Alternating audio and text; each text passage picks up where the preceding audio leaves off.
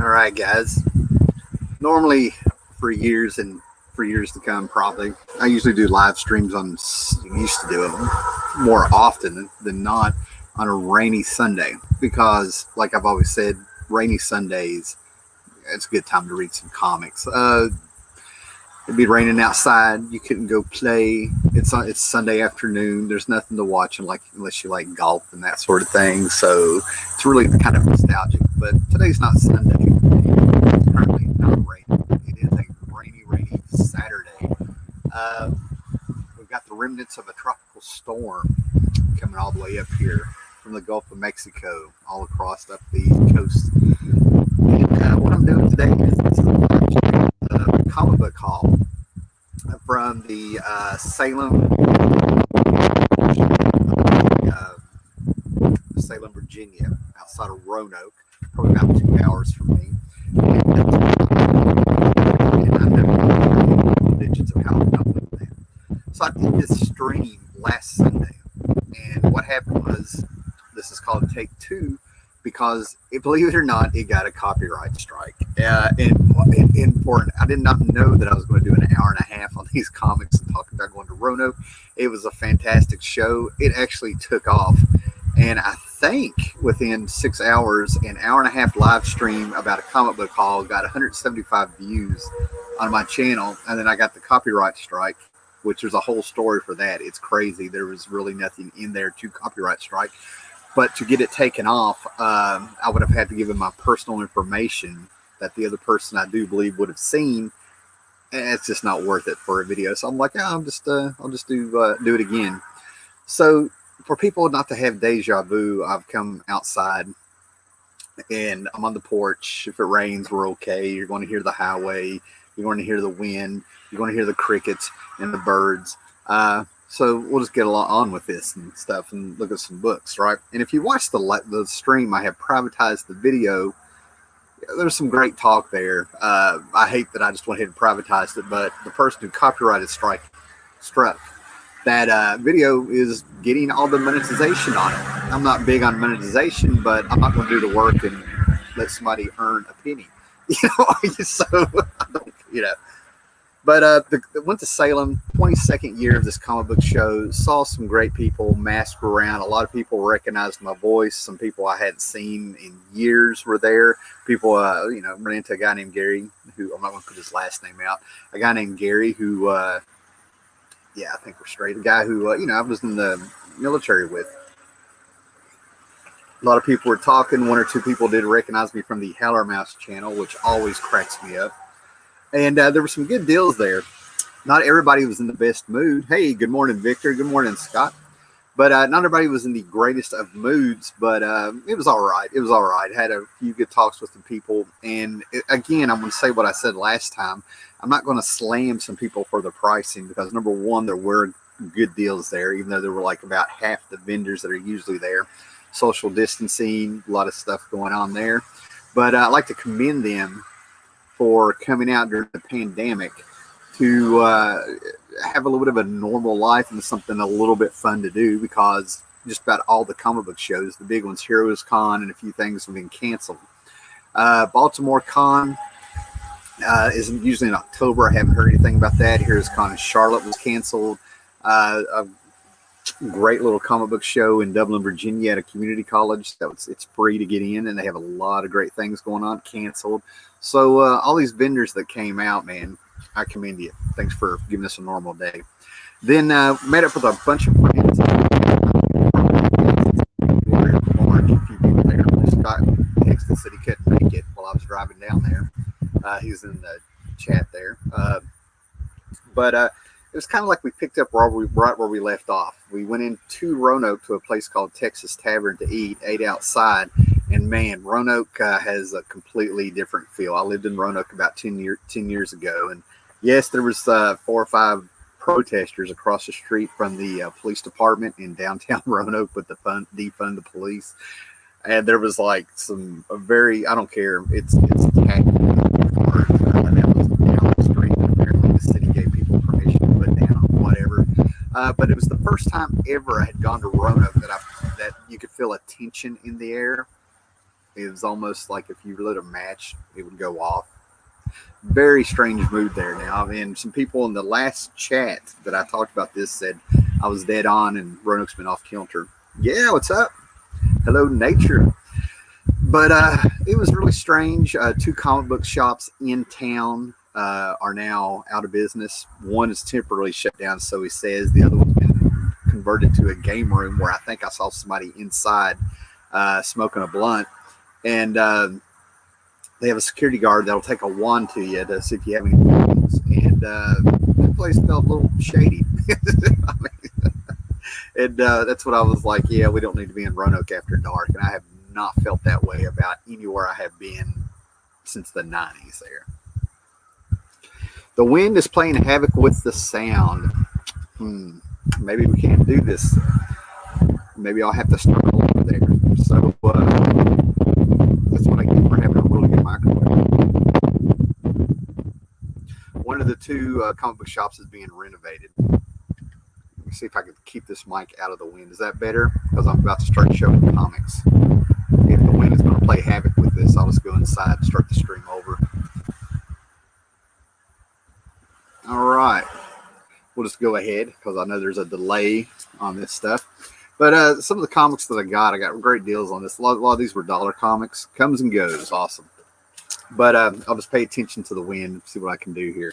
But anyway, one of the comics that blew everybody away, I get dramatic saying that, was that they turned around and the Baron Munchausen comics from Now Comics. This was a 4-issue miniseries that was an adaptation of the Terry Gilliam movie that I think is fantastic and I own. We played around with this on a live stream, The Cavern of Chaos, last night. Looking at who was in here, and the most famous person in this temple. I felt the wind. You guys let me know if it gets to be too much, and I'll just start all over. William Byrd, Collector's Lair. Out of the old Kenny's building. Are you serious? We actually asked him to do a Google search, and it did not show any of that. All right, guys, so I got to make this. And let me know if it's too much of this now. But Collector's Lair didn't go out of business. They're in the Kenny's building. I'll have to look that up. Maybe we can get it next time. That is good news that a comic book shop did not go out of business. All right. So anyway, but these were fun. Mark Hempel was the letterer on these, and the most famous person doing these books, like I said, is the letterer, is what we found out last night. And those were really cool. There's 4 issues of them. Just fun stuff. And basically, where I hadn't been to comic book conventions in quite a while, I was just sort of like, you know what? I'm not really going to worry about it. I got a little bit of money put up. So I went wild for me on this one. Now, yesterday was Jack Kirby's birthday, so it's kind of appropriate that I ended up getting this stuff. Let's see if it's in order here. And it's not really in order, but that's all right. But getting these, I got a really good deal on these, and I left issue 11 in the box because I thought it was already in the stack. And this was one of the first things I found and bought at the convention.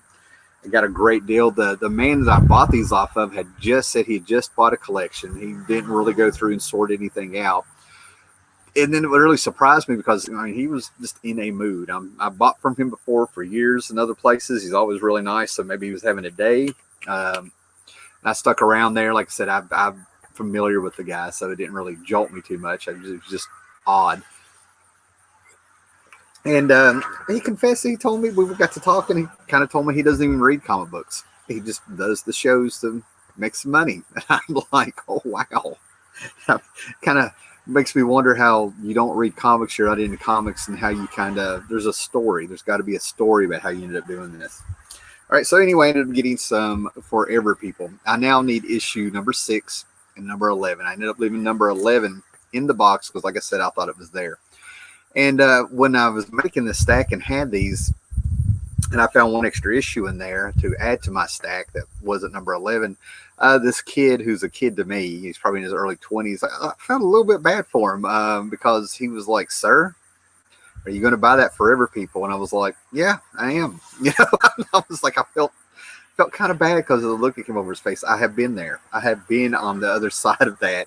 Like if I had just been 30 seconds sooner, if I found a double, I'd have thrown it to him. Don't get me wrong. If I saw more pretty people in there, I would have been like, hey, here's some more. So I got 4, 5, 7, 8, 9, 10, left 11 there. So I just need 6 and 11 to have number 1 back in a reprint, basically. And there's 3 of these issues I read over and over as a kid because they were the stepdad / uncles or somebody. And so those are upgrades, but it was just really cool to right off the bat find some really good Kirby stuff. I love the Kirby stuff. Scared me as a kid, as I said. This is an upgrade of Mantis here. I don't think a lot of people, when you get into the New God stuff, the Fourth World stuff, you kind of get the impression that Mantis is of the same race as Bug, who was kind of big a few years ago when Mike Allred was doing a miniseries of Bug, which blew my mind. And Jim Starlin and Mac Magnolia made him kind of hot for 5 minutes in the 80s with Cosmic Odyssey, where Batman famously punched somebody in the face, Orion, in the face for just saying it didn't matter that he had died. He was just a bug. And Batman knocked the crap out of him. It was 80s was the decade of Batman punches. Guy Gardner, Orion, anyway. But and then the other thing I got, it actually took close to 30 years to finally run across this. Not that I really kept an eye out for it a whole lot, but if I had run across it, it would have caught my eye like it did now. But when Image started, you had a 3-issue miniseries of the Savage Dragon. Second issue, Eric Larson then let you know in the book that he was going to be late. I think he ran off and got married or something. I don't know. And the 3rd issue came out really late. And he said, the first thing you saw in the book was, I told you it was going to be late. Then he started the regular series. And I think it was issue 2. He had the Teenage Mutant Ninja Turtles crossover. Little did you know back then, though, pre-internet, unless you were really paying attention, is that there was a one-shot that came out that completed the story, and this is it. And I finally flipped through this since I did the last one, and you're not missing too much, unless you're a Turtles fan and a completist. How are we doing on the sound, guys? Espresso is hitting. We're getting pumped. Okay, so going on, here's Forever People number 3. These are just fantastic, great stuff. Really enjoy them. And then I'm getting close. I think I might need 1 issue of Machine Man. Machine Man was the book, along with Devil Dinosaur in 2001 AD, that they just felt weird. And it's Kirby, but they felt weird at the time. You read them, you're just like, this is out there. And it had a very strange atmosphere or something when you read these books in there. Right? Fast forward 20 years and they fit right in, and then you're realizing Kirby was still ahead of his time, even in the 70s, after all the world building he did in the 60s and early 70s and stuff. The guy was still putting out stuff that was just way out there. And that's probably because Kirby had in his studio basement, whatever he was doing, he was surrounded by like sci-fi magazines and books and stuff. The guy was a fan, so he was like always reading and getting into that kind of stuff. But it was a book that I read and reread along with the next one, number 9 and 10 of the Forever People. And years later, I came to find out that they shoehorned Deadman into the Forever People. I was like, that was so odd. And it's actually one of the reasons.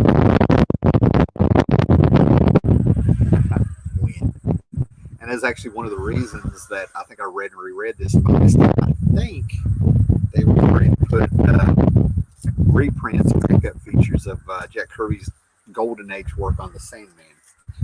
And for some reason, I always love when Jack Kirby touches on Universal monsters. There's a Jimmy Olsen book where right on the cover, there's, some Universal monsters, wink, wink, nudge, nudge. And and this is the one with the Sandman backups and stuff that were in there. It's also where I discovered the Guardian and some of the 70s Kirby stuff from DC. We've got a nice little rain going on over there. But those 2 are upgrades, maybe a 3rd one over here. So they were just fantastic. But it's just really cool to have these, to finally read this. I've read the, probably 3/4 of the Fourth World stuff. And then Forever People is the one I'm lacking on. So it should be fun. What we got? Right.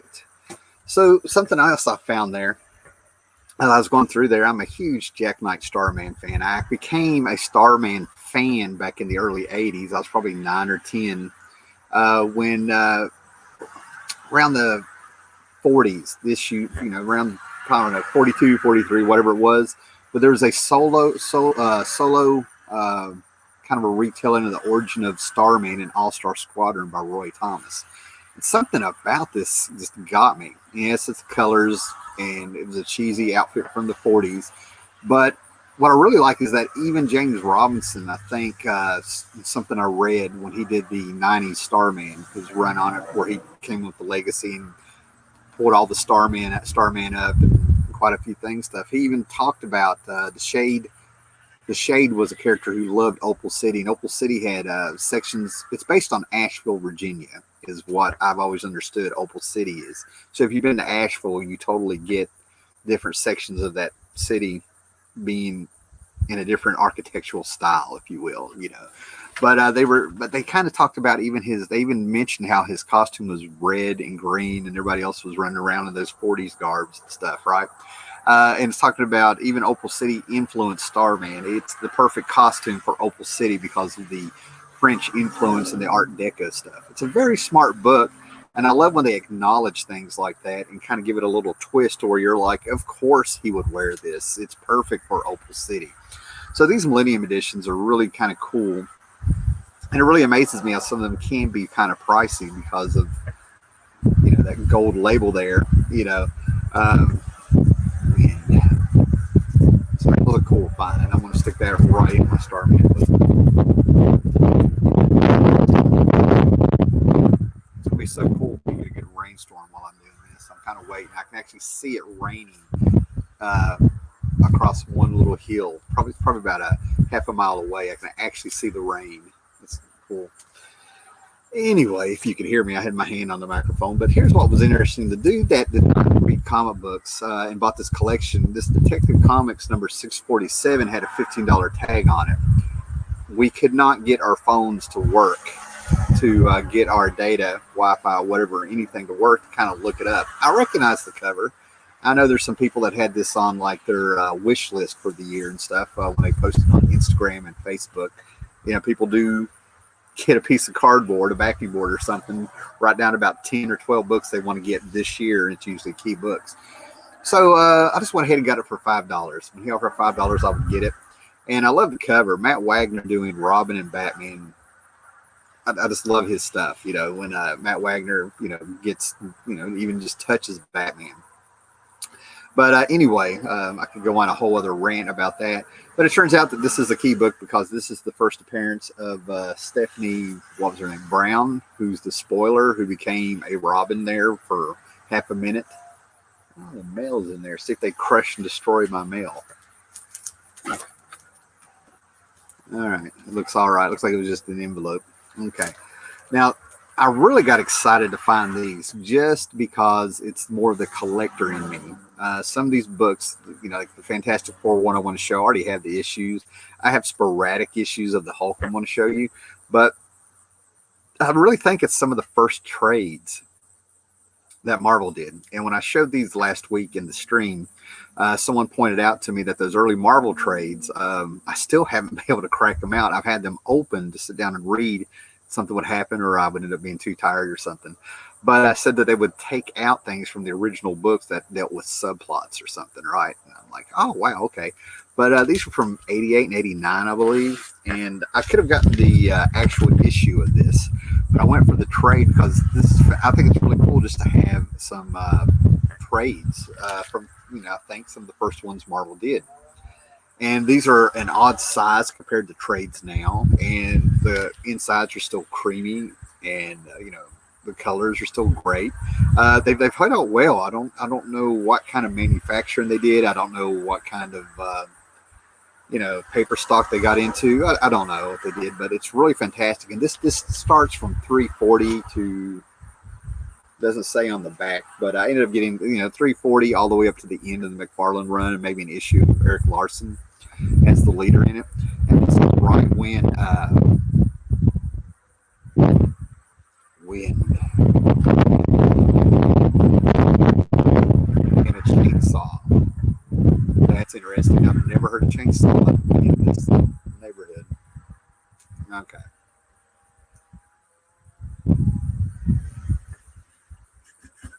Anyway, but I think the Marvel style back then really let McFarlane shine. After he was on Infinity Incorporated, he jumps over there to Marvel and Spider-Man, the Hulk going on, and his art style was just really starting to like blossom and change and become a bit more dynamic. And it totally, had love and hate with what he was doing with Spider-Man and stuff, right? But the one I really absolutely thought was cool to get was the Tribe of Galactus, the early 80s, John Byrne. Still doesn't say on, that's what's interesting. It does not say on the back what issues these are, but I might have the entire Byrne run of Fantastic Four. But when it comes to Galactus being drawn, in my eyes, it goes Kirby, Byrne, and Alex Ross. I just love when Byrne draws anything with Galactus in it. Fantastic Four, Last Galactic Story, and Epic Illustrated, anything he does. But what's really cool about this is towards John Byrne wanted to break the record of Stan Lee and Jack Kirby, saying on this book, and he left to go do Superman, a deal he couldn't refuse. But they reprinted an issue of What The, which was a humor magazine that came out in the late 80s. And they reprinted the one where John Byrne before meeting Superman.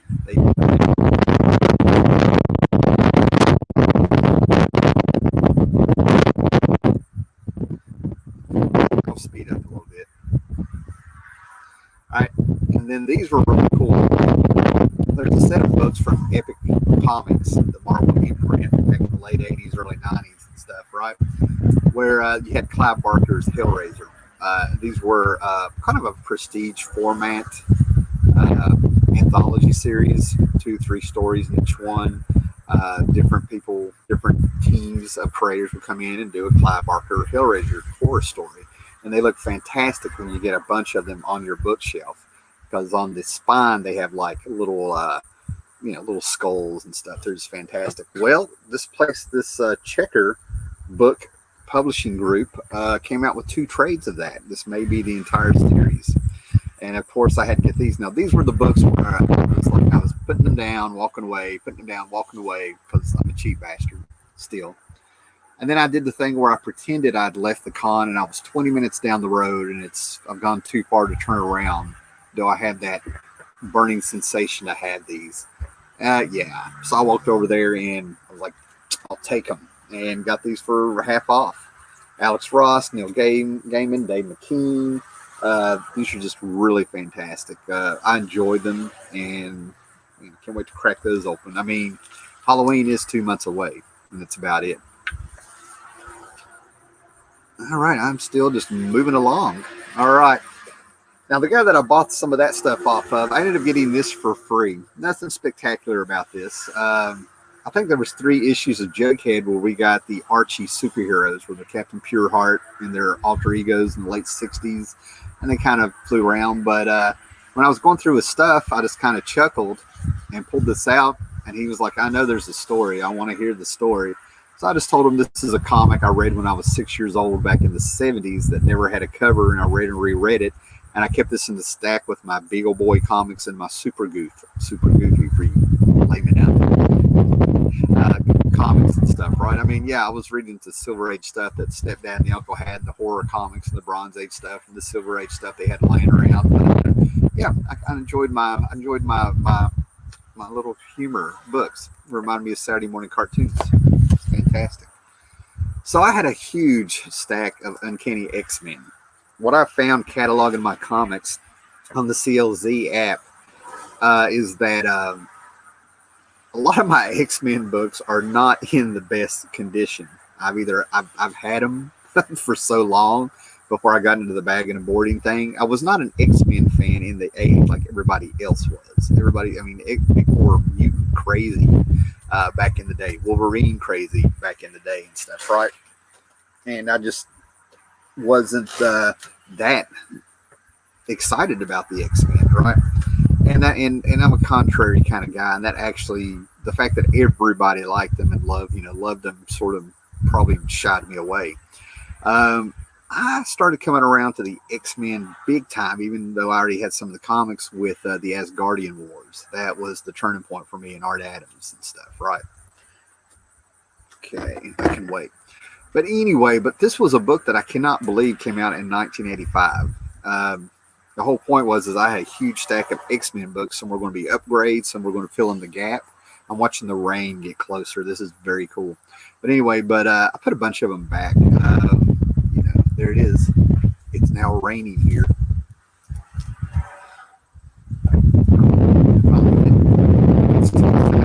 I'll just end this and do a part 2 to this, right? So let me know how the sound is. But anyway, these books here, I cannot believe they're just from 1985. This is where we had Kulan Wraith, whatever, a Conan evil sorcerer from the Hyborian Age come to modern times and turn Manhattan into the Hyborian Age along with all the heroes and stuff. And these books kind of, got hot there for a little bit all over again. But when I saw these were from 1985, these X-Men books were everywhere. They were in a 3-pack at these mom and pop shops around town that used to be, locally owned and stuff. And at a Hex, if you guys want to go back, there's Hex and then there was Hills and stuff. I would see these in a 3-pack, and they just feel like they are so much older than 1985. It blows my mind. But these were everywhere. These were the Peter Frampton records, Peter Frampton Comes Alive of the 80s for me. I saw them everywhere, and it's kind of funny to find at least this issue here has gotten scarce, if you will. So that was cool to find. Oh. Let me move some stuff. I don't want it to get wet. I'm getting some spray. And then these were really cool to find. I got these for a great deal, but this is my 3rd copy. I'm a Kamandi completist, if you will, and this is my 3rd copy of this Brave and the Bold giant size issue. First of all, these 70s giant size 100-page specials, 80-page giants, just whatever. Absolutely love them. They're just so full of so much good stuff that I've sit there and flip through. But I've had 2 copies of this Batman and Kamandi Brave and the Bold issue.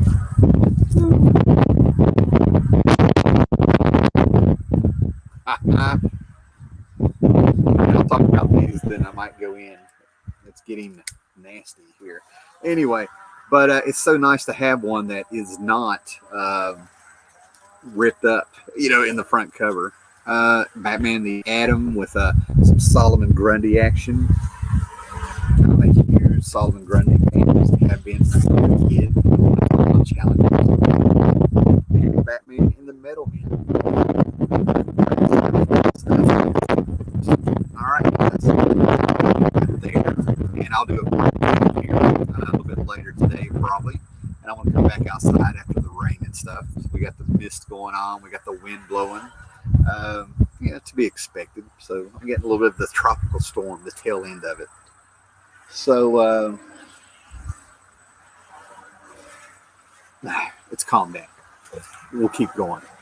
So anyway, and then I got these issues here. Now I'm not going to crack these open, but I got the X-Men Life Death. This is a upgrade for me because Barry Windsor Smith's art is absolutely beautiful in this. The opening shot in this, X-Men 186, is an absolute art book, a sketchbook almost. Like this was too good to be in a comic book in 1984, in my opinion, right? It's Storm laying down in bed, and he's drawn all the wrinkles of the sheet that's laid over her. And it's at this angle where he's like at the head of the bed looking down on her. Absolute art, and the story is stunning. There's a part 2 to this also that Barry Windsor Smith did. But this is probably one of the, if I'd read this in 1984 at 12 years old, and I think I flipped through it after it came out, it wouldn't have grabbed me. It was too mature, too adult. I wouldn't have got it. I mean, it's 2 people talking to each other, one of those books, but it's what they're saying that is fantastic. And then this book, X-Men 200, they actually sent all the people who worked on it. Hey, what's up? Holy Wind Howler. Yeah. I'll go back and watch this. I may do a take 3 of this video. That's fantastic. It's always something with me in these live streams. Okay, man. But the X-Men here, this was the book that eluded me, or I had a chance to buy it and I'd get away from it. So I just pulled the trigger and got it. But it's the trial of Magneto in the World Court in France, and they actually sent John Romita Jr., Chris Claremont, Dan Green. They sent everybody to France to do research on France to do this, and I just hated these. This was a time where I hated these designs on the X-Men. Absolutely hated them. I mean, Magneto is walking around with a giant M on his on his outfit. Talk about heavy-handed. We know that means mutant. Yeah, Winslow Smith's art is definitely cool. Friar Tuck didn't appreciate it until the 40s. So we're going to take a break. I only got a few more things to show here. I'm paying attention to when the wind hits. I'm going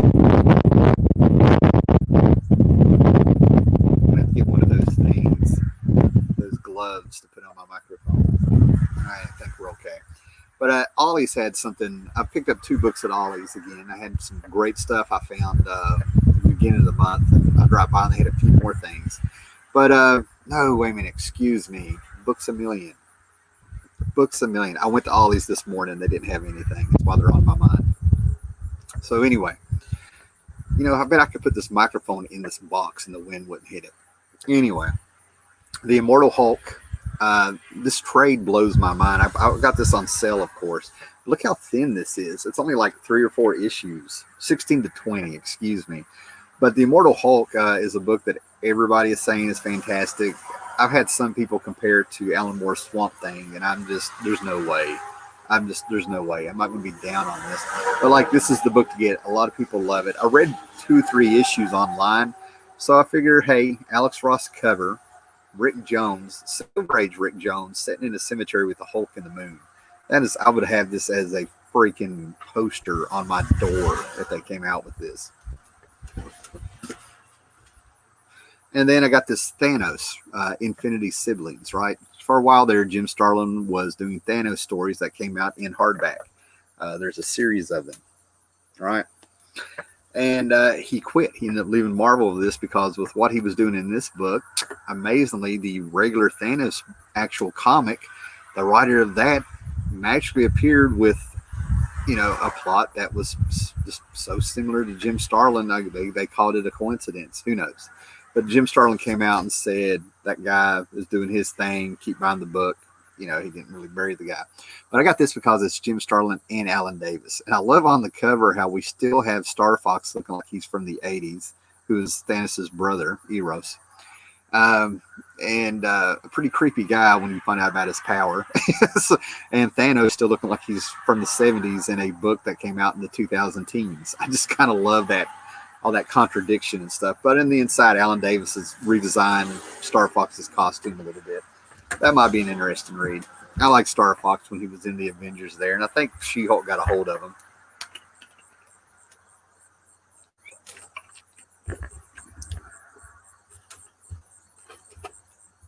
Yeah, a lot of people are getting affected by the wind. Oh, we have someone from Brazil. Awesome, thank you. That's awesome. Great to see you. All right. So the last 3 things I'm going to show here is like this was the very last thing that I saw at the con. I don't think I walked past them. I think I would have seen them. But a guy from Roanoke named, help me out, Scott, Keith Stanley. I saw him pull them out of the short box. And he bought $120 worth. And these are $3 a pop. And I had a stack myself. I was talking to the guy. And my stack shrunk. Not because of my regular routine of getting all picky and trying to save money and trying to figure out what I really need, because I get less and less room every month to store this stuff, but because there was mildew, ripped pages, and things like that.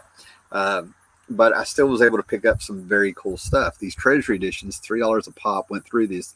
These are Steve Ditko reprints of the Spider-Man stories of the first appearance of Sinister Six from the Spider-Manual, #1 maybe. First appearance of Kraven, first appearance of the Lizard. Steve Ditko in all his glory in these.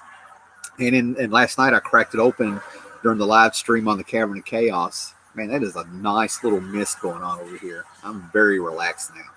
But anyway, But there's a 2-page spread. John Romita Sr. did of Spider-Man's cast and stuff. Right? They're all just somebody. They all look like they're in somebody's library study in somebody's house, and they all lined up for a picture.